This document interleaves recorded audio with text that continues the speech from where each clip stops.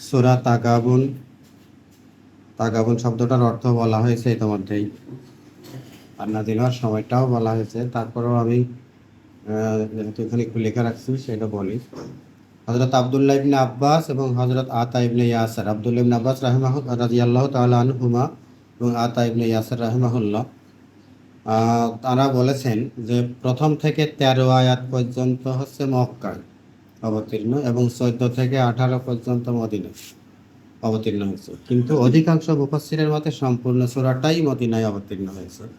তাফহিমুল কোরআনের যিনি মুফাসসির তিনি বলেছেন যে বিষয়বস্তু নিয়ে চিন্তা ভাবনা করলে এটা অনুমিত হয় যে সম্ভবত সূরাটি মদিনা যুগের প্রথম দিকে নাজিল হয়ে থাকবে এবং এই সূরাটার মধ্যে মাক্কি বৈশিষ্ট্য এবং মাদানী বৈশিষ্ট্য উভয় বৈশিষ্ট্যেরই সমাহার ঘটেছে। দুই ধরনের বৈশিষ্ট্য এর মধ্যে আছে।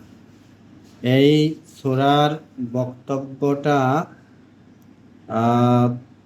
ধারাবাহিকতাটা এরকম যে প্রথম 4টা আয়াতে গোটা মানব জাতিকে সম্বোধন করা হয়েছে। 5 থেকে 10 আয়াত পর্যন্ত যারা কোরআনের দাওয়াত মানে না তাদেরকে সম্বোধন করা হয়েছে, আর 11 থেকে 18 পর্যন্ত যারা কোরআনের দাওয়াতকে মেনে নিয়েছে তাদেরকে সম্বোধন করা হয়েছে। এইভাবে কোরআন মাজিদের এই সূরার মধ্যে আলোচনার ধারাবাহিকতাটা এইভাবে আসছে। 4টা মূল সত্য প্রকাশ করা হয়েছে এই সূরার ভিতরে। একটা হলো এই বিশ্বজাহান কোনো স্রষ্টাবিহীন নয়। হঠাৎ এক বিগ ব্যাং থিওরি আছে না, হঠাৎ করে মানুষ নিয়ে বিরাট আওয়াজ হয়ে সৃষ্টি হয়ে গেছে, ওরকম বিগ ব্যাং থিওরিতে হয় নাই, বরং এটা আল্লাহ তাআলা সৃষ্টি করেছেন। সর্বময় ক্ষমতার অধিকারী এমন এক আল্লাহ, এটা এর স্রষ্টা, মালিক এবং শাসক, যিনি কোনো বিচারেই পূর্ণাঙ্গ এবং দোষ ত্রুটি যে কোনো বিচারে তিনি পূর্ণাঙ্গ এবং তিনি দোষ ত্রুটি থেকে মুক্ত, কলুষ কালিমা থেকে তিনি মুক্ত। এ বিশ্বজাহানের সব কিছু তার সেই পূর্ণতার সাক্ষ্য বহন করে। আল্লাহ তাআলা যে কোনো দিক থেকে অপূর্ণ নন। আল্লাহ তাআলার কোনো কিছুতে অভাব ঘাটতি নাই, নিখুঁত তিনি। এই সাক্ষ্য প্রমাণ গোটা মাখলুককে যদি কেউ বিশ্লেষণ করতে পারে বা একটু নজর বোলায়, তাহলে দেখবে যে আসলে আল্লাহ তাআলার সৃষ্টি কত নিখুঁত। আল্লাহ তাআলা যে আকাশের দিকে তাকাইতে বলছেন যে ফারজিউল বাসারা হাল তারা মিন ফুতুর, আকাশের দিকে তাকাও, দৃষ্টি ফেরাও, তুমি কোন ত্রুটি দেখতে পাও? সুম্মা রজিউল বাসারা কাররাতাইন, বারবার তাকাও, এরকম কোনো ত্রুটি দেখতে পাবো না। তারপরে 2 নম্বর যে বিষয়টা, এই বিশ্বজাহানের সৃষ্টি, এটা হলো সৃষ্টিটা মালিকবিহীন নয়, মালিক আছে। এরপরের কথা হচ্ছে যে সৃষ্টিটা তিনি করেছেন, খামাখা সৃষ্টি করেন নাই, কোনো উদ্দেশ্যবিহীনভাবে সৃষ্টি করেন নাই, উদ্দেশ্য আছে। এই বিশ্বজাহানকে উদ্দেশ্যবিহীন এবং অযৌক্তিকভাবে সৃষ্টি করা হয়নি। এখানে এরূপ ধারণাই লিপ্ত থেকো না যে এ বিশ্বজাহান অর্থহীন এক তামাশা, উদ্দেশ্যহীনভাবে এর সূচনা হয়েছে আর উদ্দেশ্যহীনভাবেই শেষ হয়ে যাবে, সেইটা মনে করার কোনো দরকার নেই। এর একটা উদ্দেশ্য আছে। ওই যে কাজী নজরুল ইসলামের একটা গান আছে, উনি অবশ্যই এটা মিন করেন নাই, কেউ এটা যদি বুঝে ফেলে আক্ষরিক অর্থে, খেলেছ এ বিশ্বলয়ে এ বিরাট শিশু আনমনে। আল্লাহ তাআলাকে বলছে বিরাট শিশু, এ বিশ্বলয়ে এসে খেলতেছে আনমনে, অন্য মনস্ক, প্রলয় ও সৃষ্টি তব পুতুল ও খেলা, এই এরকম। তো ইনি আল্লাহর সম্পর্কে হয়তো কি বুঝাইছে উনি জানেন, কিন্তু এগুলোকে কেউ আপাত দৃষ্টিতে বুঝে যেন মনে না করে যে আসলে এটা উদ্দেশ্যবিহীন, লক্ষ্যবিহীন, শুধু এক শিশুর খেল তামাশা, একবার ভাঙে একবার গড়ে, এগুলো তিনি করেন। ইয়াতে শেষ পর্যন্ত কোনো টার্গেট, আলটিমেট কোনো গোল নাই, টার্গেট নেই, এরকম যেন মনে না করে। 3 নম্বর পয়েন্ট হচ্ছে এখতিয়ারের স্বাধীনতা। মানুষকে আল্লাহ তাআলা এখতিয়ারের স্বাধীনতা দিয়েছেন। ইন্না খালাকনাহু মিন নুতফাতিন আমশাজিন নাবতালি ফাজআলনাহু সামিআন বাসীরা ইন্না হাদাইনাহু সাবিলা ইম্মা শাকিরান ওয়া ইম্মা কাফুরা। আল্লাহ তাআলা বলছেন যে আমি মানুষকে সৃষ্টি করেছি, তারপরে পথও বলে দিয়েছি, তারপরে সে হয় শুকরগুজার বান্দা হবে অথবা কুফরি করবে। এই 2টা পথ আল্লাহ তাআলা বলে দিয়েছেন। অন্য জায়গায় বলা আছে ফাহাদাইনাহু নাজদাইন, তাকে 2টা পথ আমি বলে দিয়েছি। পথ তো বলে দেওয়া হয়েছে, ইচ্ছা করলে কুফরিও করা যায়, ইচ্ছা করলে ইমানদারও হওয়া যায়। এই 2টো চয়েস করার ক্ষেত্রে আল্লাহ তাআলা বাই ফোর্স কাউকে কোনো দিকে পুশ করেন না। কিন্তু কেউ যদি স্বেচ্ছায় একটা চয়েস করে, ভালোটা চয়েস করলে তার সুফল, কুফরির পথ চয়েস করলে তার কুফল, এটা কিন্তু ভোগ করা না। তাই জন্য এই 3 নম্বর পয়েন্ট হচ্ছে যে এখতিয়ারের স্বাধীনতা আছে, তবে ফলভোগটা অবধারিত। এখান থেকে কেউ ব্যাক করতে পারবে না, সরে যেতে রিস্ক করতে পারবে। তৃতীয়ত বলা হয়েছে আল্লাহ তাআলা তোমাদেরকে সর্বোত্তম আকৃতি দিয়ে সৃষ্টি করেছেন, কুফর এবং ঈমান গ্রহণ করা বা না করা পূর্ণ স্বাধীনতা দিয়েছেন। এটা কোনো নিষ্ফল এবং অর্থহীন ব্যাপার নয়। তোমরা কুফরি অবলম্বন করো আর ঈমান অবলম্বন করো, কোনো অবস্থাতেই এর কোনো ফলাফল প্রকাশ পাবে না এরকমটা মনে করো না। তোমরা তোমাদের এই এখতিয়ার ও স্বাধীনতাকে কিভাবে কাজে লাগাও, আল্লাহ তাআলা সেটা দেখছেন। 4 নম্বর পয়েন্ট হচ্ছে শেষ পর্যন্ত তোমাদেরকে তোমাদের স্রষ্টার কাছে ফিরে যেতে হবে। এই একটা বিষয়, ইন্না লিল্লাহি ওয়া ইন্না ইলাইহি রাজিউন, আল্লাহর জন্য আমরা আল্লাহর কাছে ফিরে যেতে হবে। এই ধারণাটা যদি সত্যিকার অর্থে মানুষের মনের মধ্যে বদ্ধমূল হয় যে আল্লাহর কাছে ফিরে যেতে হবে, তাহলে কিন্তু কর্মকাণ্ড কন্ট্রোল হয়ে যায়, রেগুলেটেড হয়ে যায়। যারা আল্লাহর কাছে ফিরে যাওয়ার চিন্তা থেকে মনটাকে রাখছে, মুক্ত রাখছে, তারাই কেবল অবাধে অন্যায় করতে পারে। সেই জন্য এই ধারণাটা আল্লাহ তাআলা মনের মধ্যে দিয়ে, এই ধারণাগুলো কিন্তু মাক্কি পর্যায়ের ধারণা নয়। আল্লাহর কাছে ফিরে যেতে হবে, বিচার আচারের সম্মুখীন, আখিরাত পরকাল, এইগুলো তার কাছে ফিরে যেতে হবে এবং সেই সত্তার সম্মুখীন হতে হবে যিনি বিশ্বজাহানের সব কিছু সম্পর্কে অবহিত। মনের গহনে লুক্কায়িত ধ্যান ধারণা পর্যন্ত তিনি জানেন, তার কাছে সব কিছুই সমুজ্জ্বল এবং সুস্পষ্ট। এরপরে আরেকটা বিষয় আসছে, পতিত জাতিসমূহের ধ্বংসের মৌলিক কারণের দিকে একটু ইঙ্গিত করা হয়েছে। সেখানে বিষয়গুলো এরকম যে অতীত জাতিগুলো ধ্বংস হয়েছে কেন। একটা কারণ হচ্ছে মানুষ যুগে যুগে নবী রাসূলগণের আনিত দিন প্রত্যাখ্যান করেছে। যেই সমস্ত জাতি গজবে পড়েছে তাদের পিছনে কারণ খুঁজে দেখলে দেখা যাবে যে আল্লাহ তাআলা যে নবী রাসূল পাঠিয়েছেন তারা সেই নবী রাসূলদের দিন গ্রহণ করে নাই, বরং তার সাথে শত্রুতা নীতি অবলম্বন করেছে।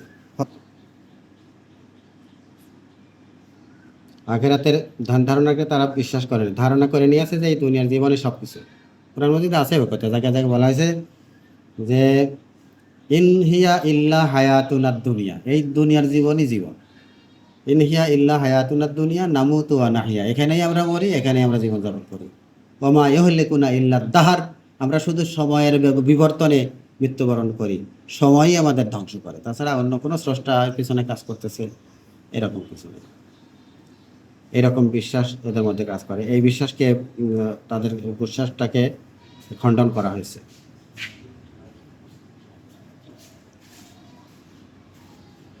এরপরের বিষয়টা হচ্ছে যে তোমরা যদি অতীত জাতিসমূহের মতো আল্লাহ তাআলার গজব থেকে বাঁচতে, ওরা গজবে পড়েছে, তোমরা যদি সেই গজব থেকে বাঁচতে চাও তাহলে কি করতে হবে?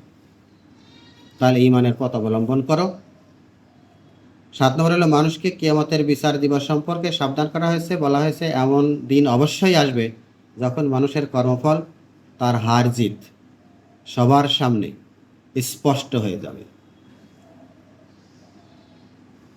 কিয়ামতের দিন তো আর মানুষে প্রতিযোগিতা হবে না, তাহলে ওই দিনটাকে হার জিতের দিন, লাভ লোকসানের দিন বলা হচ্ছে কিয়ামতের দিনটা। বিষয়টা আমার কাছে বুঝে এমনটা এসেছে যে এই দুনিয়াতে আমরা হার জিতের মধ্যে আছি, কিন্তু আল্লাহ তাআলা নবী রাসূল পাঠাইছেন, তার কিতাব পাঠাইছেন, একটা দল সেই কিতাবকে অবলম্বন করে একটা জীবন যাপন করেছে, সেখানে সুখে থাকুক, দুঃখে থাকুক, কষ্টে থাকুক, যাই থাকুক করেছে। আর একটা গ্রুপের মানুষ সেই কিতাব, সেই নবীদেরকে প্রত্যাখ্যান করে তারা আরেকটা জীবন যাপন করেছে। তারা এখানে ভোগবিলাসে থাকুক, তারা এখানে আরামায়েশে থাকুক বা গজবে থাকুক, যাই থাকুক থেকেছে। এই যে দুইটা ধারার মানুষ জীবনযাপন করে গেল, এর শেষ ফলটা কোথায়? এই দুইটা পলিসি অবলম্বন করা লোকের শেষ পরিণতিটা কার জন্য কতখানি লাভজনক হলো, সেইটা কিয়ামতের দিন দেখাই দেওয়া হবে। দেখাই দেওয়ার পরে দেখা যাবে যে একটা গ্রুপ তার অবলম্বিত পথের কারণে আল্লাহর নিয়ামত পেয়ে যাচ্ছে, আর একটা গ্রুপ তার অবলম্বিত পথের কারণে আল্লাহর গজবে চলে যাচ্ছে। তাহলে যারা আল্লাহ তাআলার নবী রাসূলদের পথকে অবলম্বন করার কারণে পরকালে আল্লাহ তাআলার বিচারে জয়যুক্ত হয়ে গেল, জান্নাতি হয়ে গেল, তারা হলো জিতে গেল। আর যারা হচ্ছে নবী রাসূলদের এই দিনকে প্রত্যাখ্যান করার নীতি অবলম্বন করে দুনিয়াতে তাদের যা ইচ্ছা ভোগবিলাস করে গেছে, কিন্তু শেষ পরিণতিতে স্থায়ী জীবনের জন্য তারা জাহান্নামের সিদ্ধান্ত হয়ে গেল, তারা ঠকে গেল। এই ঠকার যে তার ফাইনাল ফল প্রকাশের দিন সেই দিন, সেই জন্য সেই দিনের কথাটা বলা হয়েছে যে সেই দিন হার জিতের ব্যাপারটা গোটা জনতার সামনে পরিষ্কার হয়ে যাবে যে কারা পথে চলেছিল আর কে কুফরির পথে চলেছিল তা স্পষ্ট হয়ে যাবে, এবং ঈমানের অধিকারীদেরকে জান্নাতের এবং কুফরির অধিকারীদেরকে জাহান্নামের অধিবাসী করা হবে, সেই বিষয়টার ইঙ্গিত এই সূরার মধ্যে সংক্ষিপ্তভাবে হলেও এই 18টা আয়াতের মধ্যে অনেক বিষয়ই চলে এসেছে। এরপরে ঈমানের পথ অনুসরণকারীদের উদ্দেশ্য করে কয়েকটি গুরুত্বপূর্ণ দিক নির্দেশনা আল্লাহ তাআলা দিয়েছেন।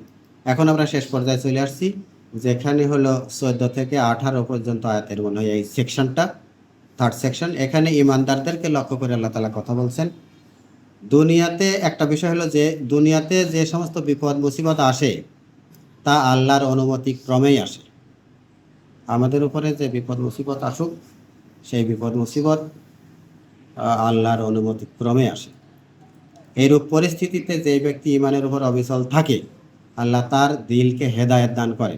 কিন্তু যে ব্যক্তি অস্থির প্রধান্বিত হয়ে ঈমানের পথ থেকে সরে যাবে, তার বিপদ মুসিবত মূলত আল্লাহর অনুমতি এবং অনুমোদন ছাড়া তো দূরীভূত হবে না, তবে সে আরও একটা বড় মুসিবত ডেকে আনবে, তা হলো তার মন আল্লাহর হিদায়াত থেকে বঞ্চিত হয়ে যাবে। তাহলে কেউ বিপদ দেখে, ওই যে আমি একদিন মনে কইছিলাম যে একটা লোক নামাজ কালাম পড়া ধরলো, তারপর গরু মরে গেল। সে এখন ওই যে না গো নামাজ কালাম পড়া ধরেছিলাম, গরুটা মরে গেছে, তা আমি আরও কত না।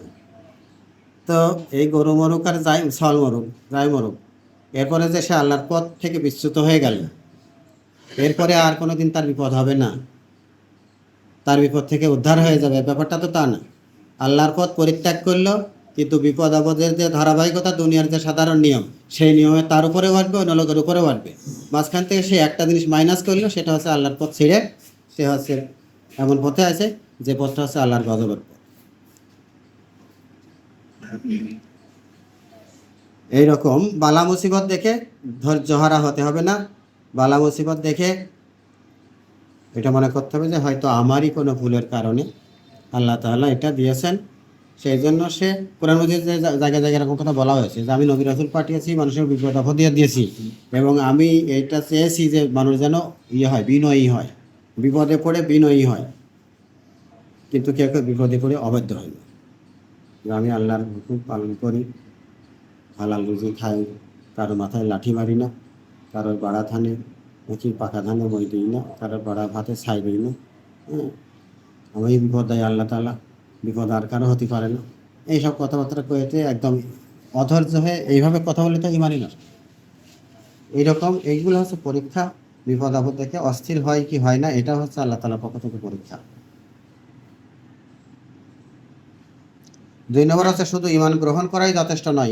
ঈমানদারের জন্য শুধু ঈমান গ্রহণ করাই যথেষ্ট নয়, বরং ঈমান গ্রহণ করার পরে তার উচিত কার্যত আল্লাহ এবং তার রাসূলের আনুগত্য করা।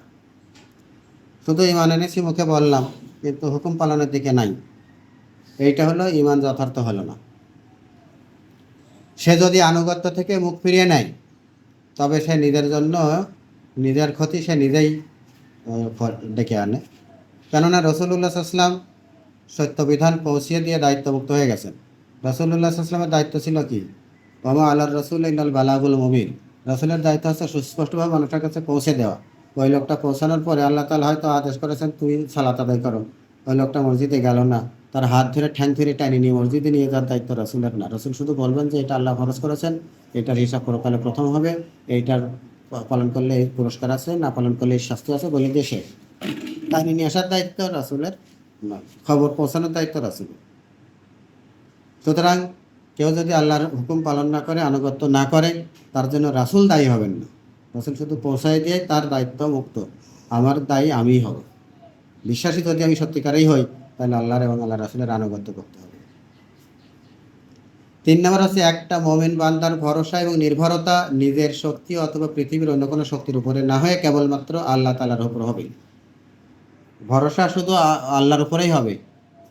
ওই যে বিপদ আপদের কথা যে সময় বলা হলো, যে এই যে বিশ্বাস যে আল্লাহ তাআলা বিপদ দেন। এখন যদি অ্যাক্সিডেন্টে ছেলে মারা গেল, আমি যদি ওকে শহরে না পাঠাতাম তাহলে মরতাম। আমি একটা বিপদে পড়ে গেলাম, আমি যদি এই কাজটা না করতাম তাহলে এইটা হয় না। এই বলা বলেই ঠিক না। যেটা তাকদীরের ফয়সালা সেটা হয়ই যখন ঘটে যায়, তারপরে আর বলতে হয় না যে এই কাজ না করলে হতো না, ওই কাজ না করলে হতো, এরকম। এটা না, এটা বলতে হবে যে যা হয়েছে আল্লাহ তাআলার পক্ষ থেকে ফয়সালা। যতক্ষণ পর্যন্ত আমরা যুদ্ধের মাঠে যাব, যুদ্ধের ঢাল তরবারি তরবারও থাকবে, ঢালও থাকবে। এইটা আমি মনে করবো না যে আমার যদি মৃত্যু লেখা থাকে তাহলে আমি এখানেই মরবো, আমার হাত যতই ঢাল হাতে থাকুক, আমার এই ঢাল তরবারির আঘাত থেকে বাঁচাইতে পারবে না। আর যদি মৃত্যু না থাকে 100 লোক চেষ্টা করলেও আমার গায়ে মারতে পারবে না। এইটা মনে করে আমি ঢাল মাল ছাড়িয়ে দিয়ে চলে গেলাম। এইটা কিন্তু নিয়ম না। কিন্তু যদি হয়ে যায়, আঘাত এসে যায়, তখন বুঝতে হবে যে আল্লাহ তাআলার ফয়সালা এটাই ছিল। এইভাবে আল্লাহ তাআলার ফয়সালার উপরে সন্তুষ্ট থাকা, এটা হলো আকীদার পরিভাষায় কাজা এবং কদর। কদর মানে তাকদির, কাজা মানে ফয়সালা। তো আল্লাহ তাআলার নির্ধারণ এবং আল্লাহ তাআলার ফয়সালা, কাজা ও কদরের উপরে বিশ্বাস রাখা, আকীদা রাখা, এটাই মানে একটা অবিচ্ছেদ্য অঙ্গ। মুমিনের জন্য তার অর্থ সম্পদ, পরিবার পরিজন, সন্তান সন্ততি একটা বড় পরীক্ষা। ইন্নামা আমওয়ালুকুম ওয়া আওলাদুকুম ফিতনা বলা হয়েছে। ঈমানদারের জন্য তার অর্থ সম্পদ, পরিবার পরিজন, সন্তান সন্ততি একটা বড় পরীক্ষা।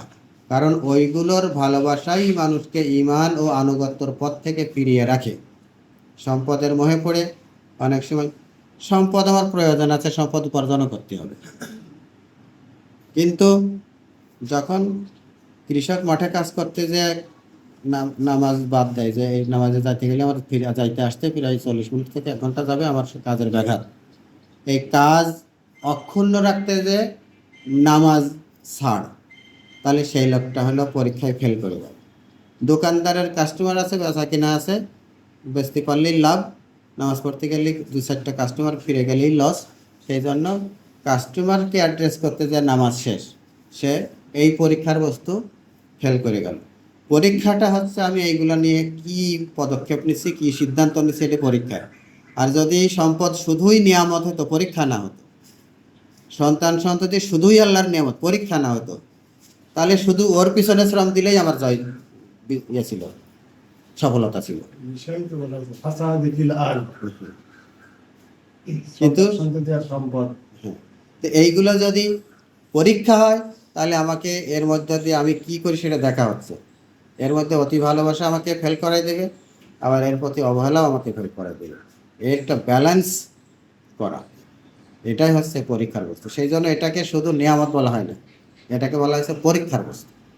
এটার সাথে আমি কি বিহেভ করি, এর সাথে আমার কীরকম আচরণ, সেটা আমাকে দেখতে হবে। এরপরে বলা হয়েছে ঈমানদার ব্যক্তিকে তার পরিবার পরিজন, সন্তান সন্ততি সম্পর্কে সাবধান থাকতে বলা হয়েছে। পরিবার পরিজন, সন্তান সন্ততি সম্পর্কে সাবধান থাকতে হবে। আমার পরিবার পরিজন আল্লাহর নিয়ামত, সেই জন্য তাকে খুশি করা, তাকে লালন পালন করা, তাকে খাওয়ানো দাওয়ানো, এটা নিয়ে আমি একদম পুরো ইবাদত মনে করতেছি, সাবধানতা নাই। না, আল্লাহ তাআলা বলছে যে সন্তান সন্ততি সম্পর্কে, স্ত্রীদের সম্পর্কে, নিজের সম্পদ সম্পর্কে সাবধান থাকো, যাতে করে তারা পরোক্ষ বা প্রত্যক্ষ কোনোভাবেই তাদের জন্য আল্লাহর পথের ডাকাত এবং লুটেরা হয়ে না বসে। আমার ঈমান লুট করার কারণ যেন আমার স্ত্রী না হয়ে বসে, আমার ঈমান লুট করার কারণ হিসেবে যেন সন্তান না হয়ে বসে, আমার ঈমান লুট করার একটা ওসিলা হিসেবে যেন সম্পদ না হয়ে বসে। এই ব্যাপারে সচেতন থাকা। তাছাড়া তাদের উচিত অর্থ সম্পদ আল্লাহর পথে খরচ করা, যাতে তাদের মন মানসিকতা অর্থ পূজার ফিতনা থেকে নিরাপদ থাকে। সম্পদ যেমন উপার্জন করতে হবে, পরিবারের জন্য খরচ করতে হবে, সেই সম্পদ আবার আল্লাহর রাস্তায় খরচও করতে হবে। যদি করতে পারি তাহলে সম্পদের পূজা, মনের ভিতরে কারো কারো সম্পদ আছে, দেবতা হয়ে যায়। তো সম্পদ যেন মনের মধ্যে ওইরকম দেবতার মতন পূজার আসনে বসে নেবে। এই জন্য সম্পদ উপার্জনও করা, সম্পদ আবার ত্যাগও করা, এই ব্যালেন্সটা থাকতে হবে। এটা পরীক্ষার বস্তু। প্রত্যেক মানুষ তার সাধ্য অনুসারে শরীয়তের বিধিবিধান পালনের জন্য আদিষ্ট। আল্লাহ তাআলা বলছেন যে ফাত্তাকুল্লাহ মাস্তাতাউতু, যতটা সম্ভব সাধ্য অনুযায়ী, সক্ষমতার একদম সর্বোচ্চ দিয়ে আল্লাহকে ভয় করে। আল্লাহ তাআলা মানুষের কাছে তার শক্তি এবং সামর্থ্যের বাইরে কিছু দাবি করেন না। লা ইউকাল্লিফুল্লাহু নাফসান ইল্লা উসআহা, আল্লাহ তাআলা মানুষকে এমন কোনো আদেশ করেন না যেটা মানুষের সাধ্য নাই পালন করা। সাধ্যের মধ্যে আল্লাহ তাআলা হুকুম করেন। তবে একজন মুমিন তার যা করা উচিত তা হলো যে তার সাধ্য মতো আল্লাহকে ভয় করে জীবনযাপন করতে থাকবে, এতে কোনো ত্রুটি করবে না, এবং তার কথা, কাজ এবং আচার আচরণ তার নিজের ত্রুটি এবং অসাবধানতার জন্য যেন আল্লাহ তাআলা নির্ধারিত সীমাসমূহ অতিক্রম না করে। এইগুলো হচ্ছে আমি শুধুই বাংলা বিষয়বস্তুগুলো এক জায়গায় করেছিলাম। এখন আমি আয়াত ধরে ধরেও যেতে চাই। এখন 7:35 বাজে, আমরা 8টা পর্যন্ত কন্টিনিউ করতে পারবো না?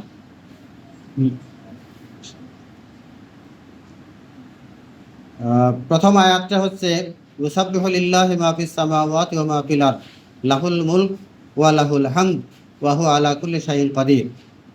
যা কিছু রয়েছে আসমানে আর যা কিছু রয়েছে জমিনে সবই আল্লাহর জন্য পবিত্রতা ঘোষণা করে। বাদশাহী তারই, প্রশংসা তারই, তিনি সর্ববিষয়ে সর্বশক্তিমান। এখানে আল্লাহ তাআলার শক্তি, আল্লাহ তাআলার মর্যাদা, আল্লাহ তাআলার যে বড়ত্ব, এটা মানুষের সামনে তুলে ধরা হয়েছে।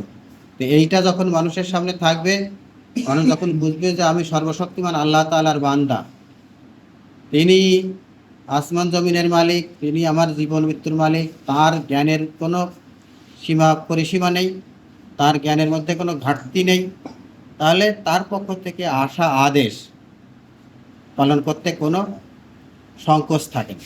মানুষ যখন দুনিয়াবি নিয়মেও যখন উপরওয়ালার কাছ থেকে কোনো অর্ডার আসে, তখন সেটা পালন করতে কোনো ইতস্ততা করে না।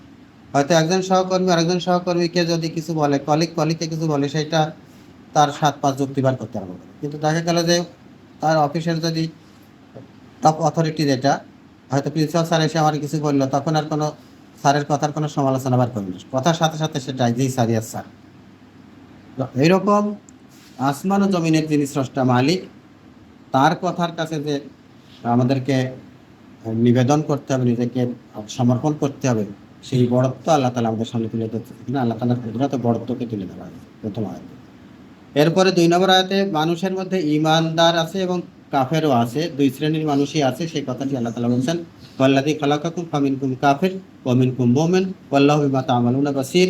আল্লাহ তাআলা মানুষ সৃষ্টি করেছেন, ওই যে এখতিয়ার দিয়েছেন, কেউ ইচ্ছা করলে ঈমানের পথ গ্রহণ করতে পারে, ইচ্ছা করলে কুফরের পথ গ্রহণ করতে পারে।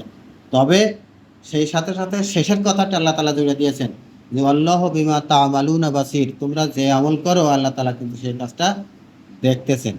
এই দেখার মানে কি একদম নির্লিপ্তভাবে খালি দেখেই যাওয়া, নাকি এটা পরবর্তীতে বিচারের আওতায় আসবে, জবাবদিহির আওতায় আসবে? এই কথাটা আল্লাহ তাআলা মনে করাই দিয়েছে যে যাই করো, এই কথা কিন্তু মনে রেখো যে আল্লাহ তাআলার ফেরেশতারা লিখতেছে, আল্লাহ তাআলা দেখতেছে। মানুষকে সুন্দর আকৃতিতে আল্লাহ তাআলা সৃষ্টি করেছেন। আল্লাহ তাআলার সৃষ্টির যে নিপুণতা, সেই কথাটি 3 নম্বর আয়াতের মধ্যে ফুটে উঠেছে। আল্লাহ তাআলা বলেছেন, খালাকাস সামাওয়াতি ওয়াল আরদ, আসমান সমূহ সৃষ্টি করেছেন, পৃথিবী সৃষ্টি করেছেন, যথার্থভাবে সৃষ্টি করেছেন। ওয়া সাওয়ারাকুম, তিনি তোমাদেরকে চেহারা দিয়েছেন, তিনি তোমাদেরকে রূপ দিয়েছেন, এবং আহসানা সুওয়ারাক, চমৎকার করে সৃষ্টি করেছেন। ওয়া ইলাইহিল মাসির, আবারও মনে রাখতে হবে যে হ্যাঁ, সৃষ্টি করেছেন সুন্দর করে, আসমান জমিন সৃষ্টি করেছেন, এখানে তোমরা খেলাধুলা করে মরে যাবে, শেষ হয়ে যাও, তা না। বিষয়টা হচ্ছে ইলাইহিল মাসির, ফিরে যাওয়া কিন্তু লাগবে তার কাছেই। এইটাই হচ্ছে আমাদেরকে সবসময় এই বিষয়টার প্রতি করে যে তার কাছে যেহেতু ফিরে যেতে হবে, তাহলে তার আদেশ কি, তার হুকুম কি, তিনি কি করলে খুশি হন আর কি করলে বেজার হয়। যেহেতু তার কাছে যাওয়া লাগবে, তাকে না খুশি করে যাওয়া যাবে না, তাকে খুশি করেই তাকে। আল্লাহ তাআলা প্রকাশ্য এবং গোপন সব কিছুই জানেন। আলিমুল গায়ব আলিমুম বিযাতিস সুদূর, এই কথাটা 4 নম্বর আয়াতে আল্লাহ তাআলা বলেছেন, ইয়ালামু মা ফিস সামাওয়াতি ওয়াল আরদি ওয়া ইয়ালামু মা তুসিররুনা ওয়া তু'লিনুন ওয়াল্লাহু আলিমুম বিযাতিস সুদূর। তিনি জানেন যা কিছু আছে আসমান সমূহে, যা কিছু আছে পৃথিবীতে, ওয়া ইয়ালামু মা তুসিররুন, আর তোমরা গোপন করো যে জিনিস, তাও তিনি জানেন, ওয়া মা তু'লিনুন, তোমরা প্রকাশ্যে এলান দিয়ে ঘোষণা দিয়ে যা করো তাও তিনি জানেন। ওয়াল্লাহু আলিমুম বিযাতিস সুদূর, আর মানুষের এই বুকের মধ্যে যা কিছু আছে তাও তিনি জানেন। বুক বলা সাতার মানে কিন্তু বুক। এখন কেউ কেউ মনে করতে পারে যে বুকের মধ্যে কিছুই থাকে না, সব থাকে ব্রেনে। আল্লাহ তাআলা বারবার এই কথাটাই বলছেন যে কলব, বুক, সদর, এইসবের কথা। এই জন্য এটাকে বিজ্ঞানের দোহাই দিয়ে এই বুক, সদর, কলবকে অস্বীকার করলে সব ব্রেনের মধ্যে ঠেলে দেওয়ার কোনো যুক্তি নাই। আমরা কোরআনের ভাষাকেই বিশ্বাস করি। পূর্ববর্তী অবিশ্বাসী জাতিগুলোর পরিণতি ভয়াবহ ছিল, সে কথাটি আল্লাহ তাআলা বলছেন, নবীদের অস্বীকার করার কারণে তারা শাস্তির ভোগ করেছে। 5 এবং 6 এই 2টা আয়াতে আল্লাহ তাআলা বলছেন আলাম ইয়াতিকুম নাবাউল্লাযিনা কাফারু মিন ক্বাবল, তোমার কাছে খবর আসেনি? আলাম ইয়াতিকুম, আসে নাই তোমাদের কাছে? নাবা মানে খবর। আল্লাযিনা কাফারু মিন ক্বাবল, যারা আগে কুফরি করেছিল তাদের, ফাযাকু ওয়াবাল আমরিহিম, তারা তাদের কর্মফলের স্বাদ গ্রহণ করেছে। ওয়ালাহুম আযাবুন আলীম, তাদের জন্য রয়েছে, পরকালেও রয়েছে তাদের জন্য মর্মন্তুদ শাস্তি। 5 নম্বর আয়াত এটা। যালিকা বিআন্নাহু কানা তাতিহিম রাসূলুন, তাদেরকে শাস্তি কেন? যালিকা, ওটা হচ্ছে এই জন্য যে বিআন্নাহু কানা তাতিহিম রাসূলুন, তাদের কাছে রাসূল আসতেন, বিল বায়্যিনাতি, সুস্পষ্ট দলিল নিয়ে। ফাকালু আবাশারু ইয়াহদুনা, তারা বলতো কি মানুষ আমাদের পথ দেখাবে? ওরা মনে করতো যে রাসূল হতে হলে ফেরেশতা হবে, সেই জন্য মানুষ রাসূলকে তারা মানে নাই। আবাশারু ইয়াহদুনা ফাকাফারু, তারা অস্বীকার করেছে, মানতে চায়নি। ওয়া তাআল্লাহ, মুখ ফিরিয়ে নিয়েছে। ওয়াস্তাগনাল্লাহ, আল্লাহ তাআলা তাদের ব্যাপারে বেপরোয়া হয়ে গেছে, তাদের শাস্তি দিয়ে শেষ করে দিয়েছেন। ওদের মোটেই আল্লাহ তাআলা গুরুত্ব দেন। যখন আল্লাহকে অস্বীকার করেছে, আল্লাহ রাসূলকে অস্বীকার করেছে, তখন আল্লাহ তাদের কাছে গুরুত্ব দেন না। আল্লাহু গনিয়্যুন হামিদ, আল্লাহ তাআলা তার মাখলুকের প্রশ্নে গনিয়্যুন, অর্থাৎ আল্লাহ তাআলার কাছে কোনো কেউ অপরিহার্য নয়, অবধারিত নয়। আমরা অনেক সময় দল করি, একটা লোক যদি দলের ভিতরে একটু নিয়ম শৃঙ্খলা ভঙ্গ করে, লোকটা খুব গুরুত্বপূর্ণ, তাকে রাখতে হবে। সেই জন্য তার অনেক ভূমিকাই কি করি আমরা, ইগনোর করি, না করি। ইম্পর্টেন্ট লোক তাকে রাখতে হবে। কিন্তু আল্লাহ তাআলার কোনো বান্দাদের মধ্যে এমন কোনো বান্দা নাই যে ওই লোকটা পাপ করুক, অবাধ্যতা করুক, এই বান্দাটার দরকার, সেই জন্য আল্লাহ তাআলা তাকে হচ্ছে ছাড়ছুট দিয়ে কোনো মতো ম্যানেজ ট্যানেজ করে নিয়ে চলতেছেন না। ওই রকম কোনো একদম অপরিহার্য বান্দা নাই যে তাকে না হলে আল্লাহ তাআলা চলবে না, তা না। ওয়াস্তাগনাল্লাহ, আল্লাহ তাআলা গনি হয়ে গেছেন বান্দাদের থেকে। গনি, তারপর আল্লাহ গনিয়ুন হামিদ, নিশ্চয়ই তিনি এই সমস্ত মাখলুকের ব্যাপারে হচ্ছে বেপরোয়া, অমুখাপেক্ষী, এবং তিনি প্রশংসিত। আল্লাহ তাআলা তো নবী রাসূলদের কেউ কঠোর কথা শুনে দিয়েছেন। আমাদের কাছে নবীরা তো ইমানের অঙ্গ, তাদের প্রতি যে কোনো অসম্মান আমাদের ইমান নষ্ট করে ফেলবে। কিন্তু এই নবীরা তো আল্লাহ তাআলার বান্দা, আল্লাহ তাআলা তো গোলাম, তো বান্দা তার গোলামকে কিন্তু কড়া কথাও করে দিয়েছে। আমরা কড়া কথা বলতে পারবো না, বেয়াদবি করতে পারবো না, কিন্তু আল্লাহ তাআলার বান্দা তার বান্দাকে কিন্তু কড়া কথা বলেছেন। বলছেন যে আমার এই বান্দা যদি আমার নামে কোনো কথা বলা বানা এটা নেই বলে, তাহলে তার ডাইন হাত ধরে ফেলতাম, গীবত হমনি কেটে দিতাম। আল্লাহ তাআলা বলছেন তুমি অলৌকিক জিনিস দেখায় দেখায় মানুষকে ইমানদার বানাবা, তাহলে মাটি খুঁড়ে সিঁড়ি বা একদম সুড়ঙ্গ করে করে কোনো অলৌকিক জিনিস নিয়ে আসে, অথবা আসমানে উঠে যায় নিয়ে আসে। ওই অলৌকিক জিনিস দেখায় দেখায় মানুষকে ইমানদার বানানো, এইটা হচ্ছে আল্লাহ তাআলা বলছেন। তো এরকম কথাও আল্লাহ তাআলা কিন্তু বলেছেন। কিন্তু আমরা আবার যদি বলতে আরম্ভ করি রাসূল ভুল করেছে, রাসূল এই করেছে সেই করেছে, তাহলে আবার কি হয়ে যাবে, বেয়াদবি করবে। আল্লাহ তাআলা তার বান্দা হিসেবে তার রাসূলকে গাইড করেছেন, কখনো কারেকশন দিয়েছেন, কখনো পথের নির্দেশনা দিয়েছেন, এরকম আল্লাহ তাআলা বলতে পারে। কিন্তু আমরা আমাদের রাসূল সম্পর্কে কোনো বেয়াদবিমূলক কথা বলতে পারবো না। 6 নম্বর আয়াত, পুনরুত্থান অবশ্যই সংঘটিত হবে, সেই কথাটি আল্লাহ তাআলা সূরার মধ্যে নিয়ে এসেছেন। মৃত্যুর পরে মানুষকে আবার জীবিত করা হবে। জামাল্লাযিনা কাফারু আল্লা ইউবাস, যারা কাফের তারা মনে করে কি তাদেরকে আর ওঠানো হবে। জামা মানে ধারণা করা, এটাকে কখনো এমনি ধারণা করা বোঝাও, কখনো বিশ্বাস করা বোঝাও। তো ওরা ধারণা করেছে যে মৃত্যুর পরে আর ওটা তোলা হবে না। হে রাসূল আপনি বলুন, কুল বালা, অবশ্যই তোলা হবে। ওয়া রব্বি, আমার রবের কসম করে বলছি তোলা হবে। লাতুবআসুন্না, অবশ্যই তোমাদেরকে ওঠানো হবে। সুম্মা লাতুনাব্বাউন্না বিমা আমিলতুম, আর তোমরা যে আমল করেছো সেই খবর তোমাকে জানিয়ে দেওয়া হবে। কে কোন আমল করেছে পরকালে ওঠানোর পরে আল্লাহ তাআলা প্রত্যেককে একদম পাই টু পাই খবর দিয়ে দেবেন যে তুমি এই আমল করেছো, এই আমল করেছো, এই আমল করেছো। একদম লিখিত কিতাব হাতে দিয়ে বলে করিয়ে দাও, তাহলে আমার কোনো আমল আমার কাছে অস্পষ্ট থাকবে না। যেমন সূরা কাহফের মধ্যে বলা হয়েছে মা লিহাদাল কিতাব, কিতাবে হাত পাওয়ার পরে বলবে যে আল্লাহ এই কি কিতাব, লা ইউগাদিরু সাগীরাতান ওয়ালা কাবীরাতান ইল্লা আহসাহা, এর মধ্যে আমার ছোট বড় কোনো আমলই তো বাদ যায়নি, সব যে লেখা আছে। এই জন্য আল্লাহ তাআলা সব কিছু খবর জানাবেন। এবং যালিকা আলাল্লাহি ইয়াসির, আমরা একদিনের কি কাজ করেছি সকাল থেকে সন্ধ্যা পর্যন্ত, একদিন রাত্রি লিখতে বসেন তো কত কঠিন হবে, সব মেলা হয়ে যাবে। আর আল্লাহ তাআলা আমার একেবারে সেই আমলনামা লাগে যে সময় থেকে লেখা স্টার্ট করেছে ওই সময় থেকে একদম স্টপ হওয়া পর্যন্ত সব লিখে রাখবেন, সব মানুষকে জানাইও দেবেন। এই দেওয়ার পরে আল্লাহ তাআলা বলছেন কি তোমার কয় বছর বয়স হয়েছে, 60, 70, 80, 90, 100 বছর, এটা তোমাকে জানানো আল্লাহ তাআলার কাছে কোনো ব্যাপারই না। যালিকা আলাল্লাহি ইয়াসির, ইয়াসির মানে সহজ। ওই যে হযরত আদম আলাইহিস সালাম থেকে শুরু করে কিয়ামত পর্যন্ত কত মানুষ মানে জন্মগ্রহণ করেছে, মৃত্যুবরণ করেছে, তাদেরকে আবার যে জীবন্ত করে তোলা হবে, এক একটা মানুষ যদি এক একটা ভিন্ন ভিন্ন ইউনিট হয়, আলাদা আলাদা এক একটা সত্তা, তাদেরকে আলাদা আলাদা করে যদি হচ্ছে সৃষ্টি করতে যাওয়া যায়, তো কত মানুষ আছে। এখনই তো পৃথিবীতে মনে হয় 700 কোটির উপরে মানুষ আছে, 800 কোটির আগে ছিল। তো এইরকম সৃষ্টি লগ্ন থেকে শুরু করে একদম ইয়া পর্যন্ত, কিয়ামত পর্যন্ত সব মানুষকে সৃষ্টি করার ব্যাপারটা আল্লাহ তাআলা বলছেন কি, মা খলকুকুম ওয়ালা বাসুকুম ইল্লা কা নাফসি ওয়াহিদা, তোমাদেরকে সৃষ্টি করা আর মরে যাওয়ার পরে পুনরায় জীবিত করা, একজন মানুষ সৃষ্টি করাও যা যেরকম, ওই এত মানুষ সব সৃষ্টি করা ওই একজনের মতন। কত সহজ আল্লাহর কাছে। সেই সেই বৈজ্ঞানিক ধারাবাহিকতা, সেই বৈজ্ঞানিক ক্লু বের করা আমাদের কাজ। আমাদের কাছে এমনটা মনে হতে পারে যে শহর বাজারের যত মিল কারখানা, লাইট মাইট, ফ্রিজ মিরিজ কত কিছু চলতেছে, শুধু ভেড়া মারার পাওয়ার হাউস থেকে যদি অফ হয়ে যায় তাহলে সব কি হয়ে যাবে, সব অফ হয়ে যাবে না? তো এই রকমের চাবিকাঠি আল্লাহ তাআলার কাছে এমনভাবেই আছে যে সব মানুষের মৃত্যুবরণে, সব মানুষের জীবন দান করা, সব মানুষের পুনরুত্থান করা একজন মানুষকে সৃষ্টি করার মতোই, এক সুইচেই সব। এটা আল্লাহর কাছে কঠিন কিছু নেই। 7 নম্বর আয়াত, 8 নম্বর আয়াতে আল্লাহ তাআলা বলেন আল্লাহ, রাসূল এবং কোরআনের প্রতি ঈমান আনতে হবে। আল্লাহ তাআলা সেই নির্দেশটা দিচ্ছেন, ফাআমিনু বিল্লাহি, তোমরা ঈমান আনো আল্লাহর প্রতি, ওয়া রাসূলি, রাসূলের প্রতি, ওয়া নূরিল্লাযী আনজালনা, আর যে নূর আমি নাজিল করেছি তার প্রতি ঈমান আনো। আল্লাহু বিমা তা'মালুনা খাবীর, তোমরা যে আমল করো সেই আমল সম্পর্কে আল্লাহ তাআলা খবর রাখেন, জানেন। তাহলে কোরআন শরীফকে আল্লাহ তাআলা বলছেন নূর, এটা মানুষকে পথ দেখায়। মানুষ যতই জ্ঞানী হোক, আর মাস্টার ডিগ্রি করুক, আর ডক্টরেট ডিগ্রি করুক, আর পোস্ট ডক্টরেট করুক, আর দেশি বিদেশি ডিগ্রি অর্জন করুক, সে আধারে আছে। যদি ওহির জ্ঞান তার কাছে না থাকে, সে কিসে আছে? আধারে আছে। আমার এই পকেট থেকে একটা চাবি এখানে পড়ে যাবে, আর এটা যদি রাত হয়, লাইট মাইট না জ্বলে, এরম এরম করি করি করি করে এক চাবি খুঁজতে আমার কতক্ষণ লাগবে তা ঠিক নেই। আলো জ্বলবে সঙ্গে সঙ্গে। টেবিলের উপরে অনেক সময় দেখেছি যে টেবিলের উপর চশমা আছে, রাত্রি উঠে হাত রাত্রি পাওয়া যাচ্ছে না, লাইটের সুইচটা দাও একবারে। আলো থাকলে পথ পাওয়া যায়, আলো না থাকলে হাতায় হাতায় মরতে হয়।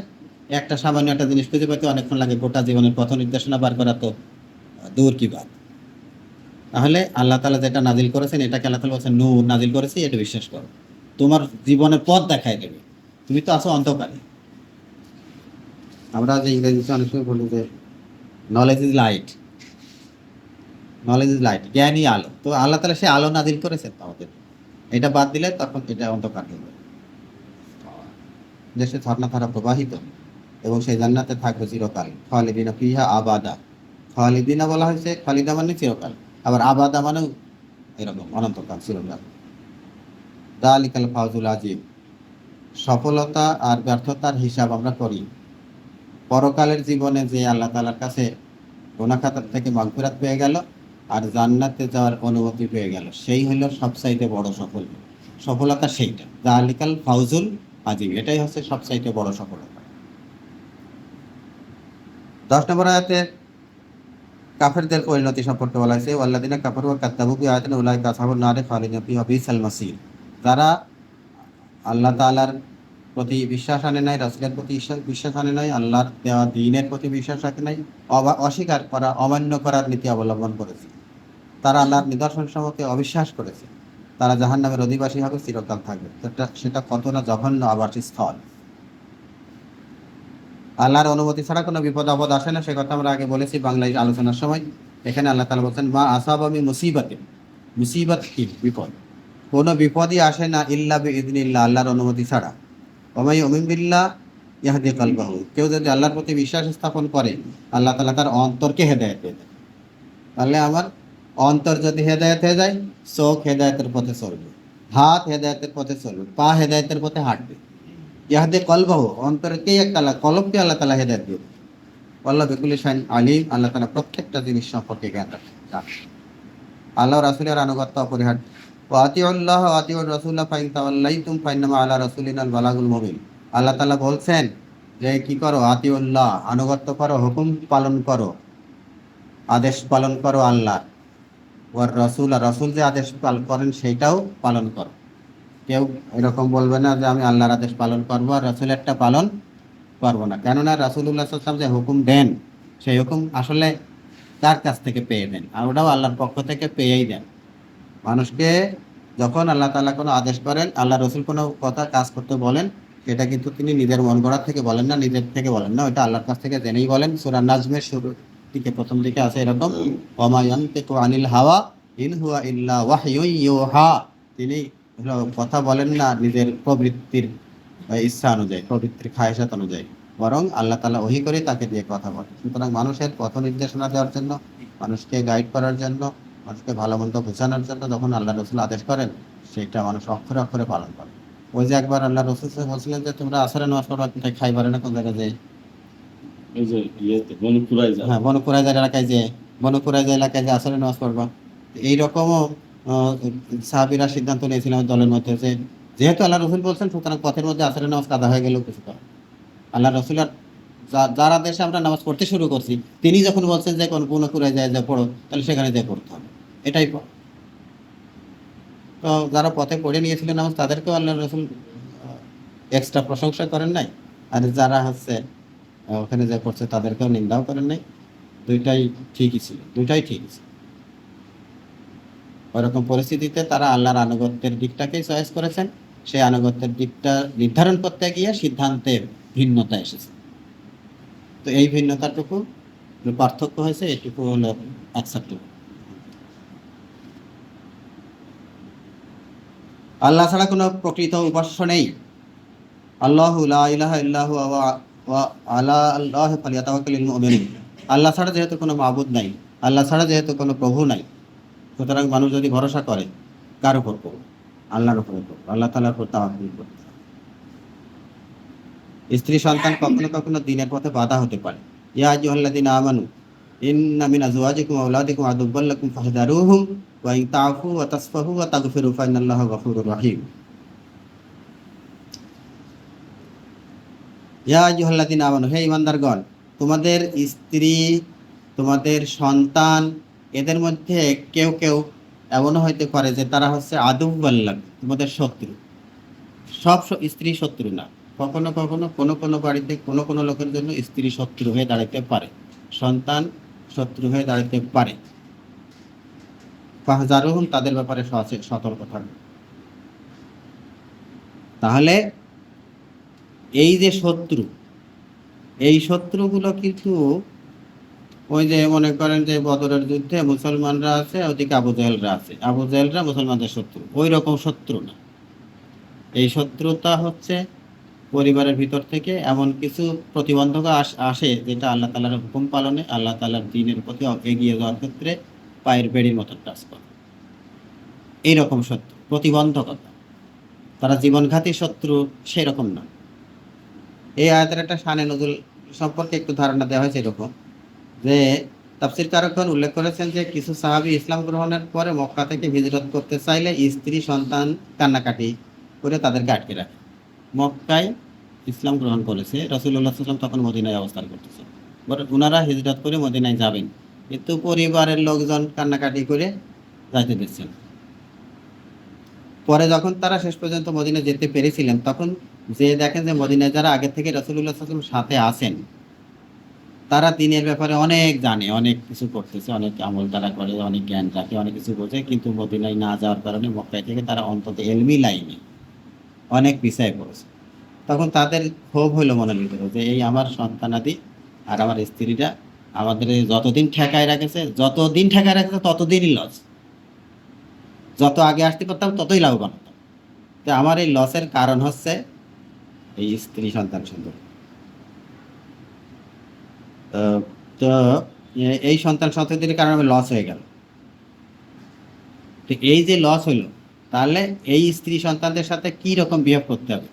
আল্লাহ তাআলা শিখাই দিচ্ছেন যে এদের কারণে তোমাদের যদি লস হয়েও থাকে, তাদের এই বিষয়টা তোমরা কি করো, ওয়াইন তাফু, এটাকে হচ্ছে ইগনোর করো, এড়িয়ে চলো, ওর জন্য শাস্তি দেওয়ার দরকার নাই।